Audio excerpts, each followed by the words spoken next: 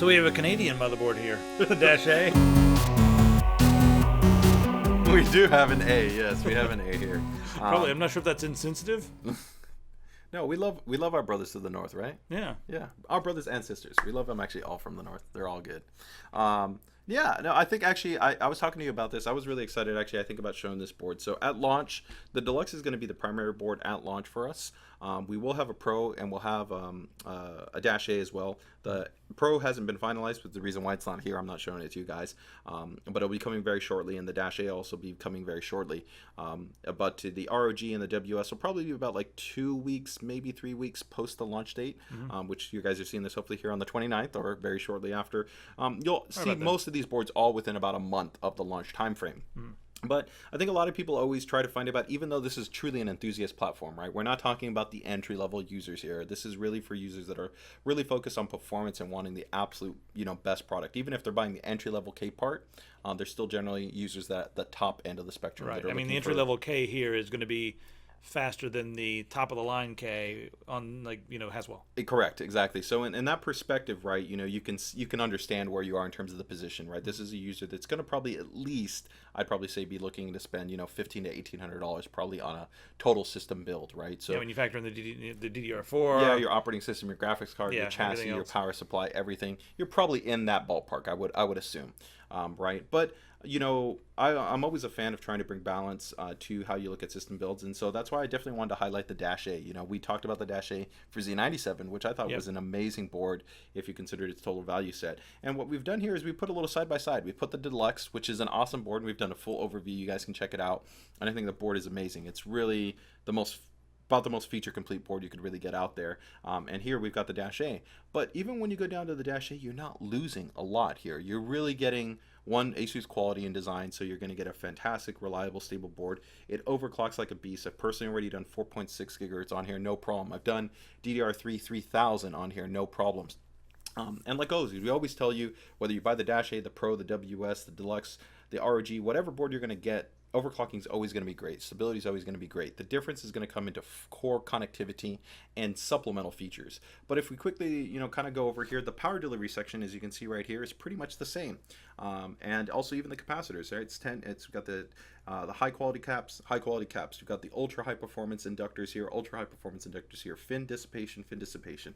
Difference is going to be here is a much larger heatsink assembly, so you're going to get even better thermal dissipation performance. The VRM as a whole is going to run a little bit cooler, right, than this VRM, which you still got two high performance heat sinks here, so you're still really solid.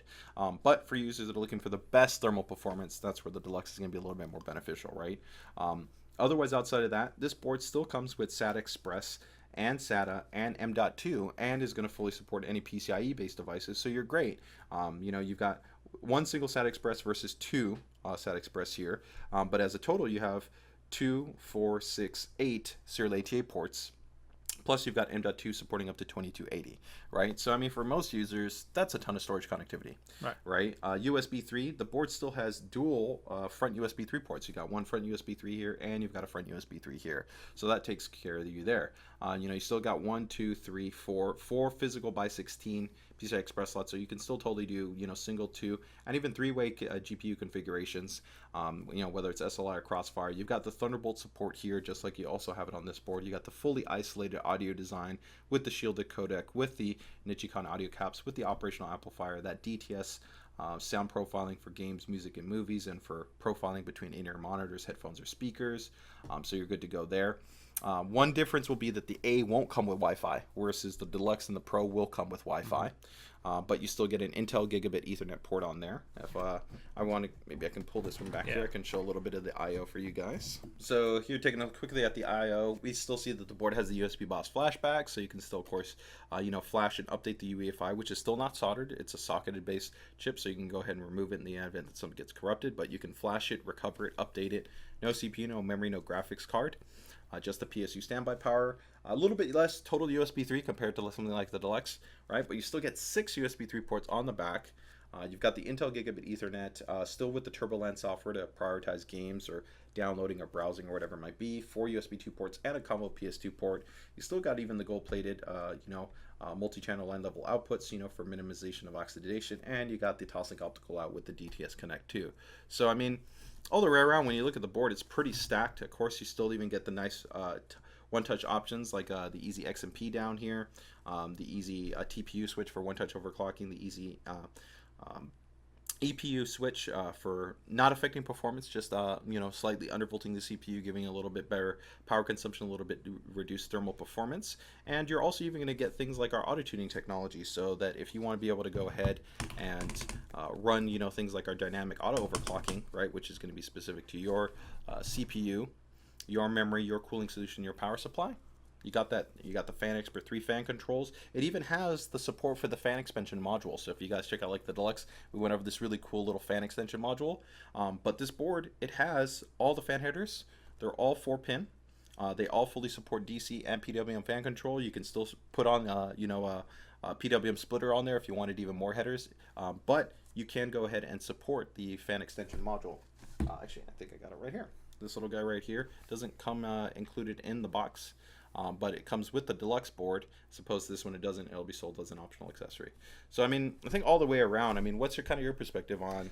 This one is for someone who needs the extreme speed that you're going to get with this platform, and also just wants to be able to get stuff done faster, or maybe 20-30% faster than they are with X79, and wants to run a decent CPU, but doesn't necessarily need a gazillion options as far as connectivity goes. That's right.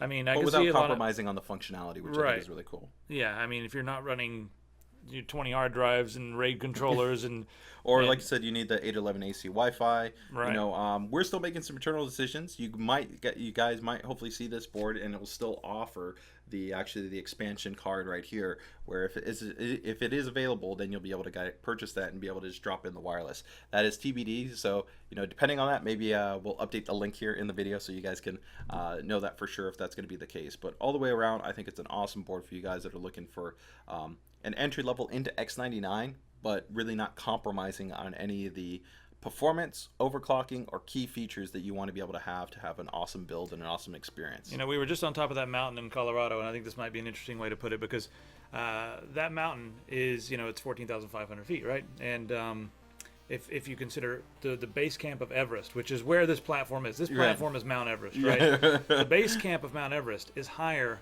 than that. So we were on top of Haswell, if you will. Right, exactly. But the base camp of Mount Everest is higher than the top of that mountain we were on. Yeah.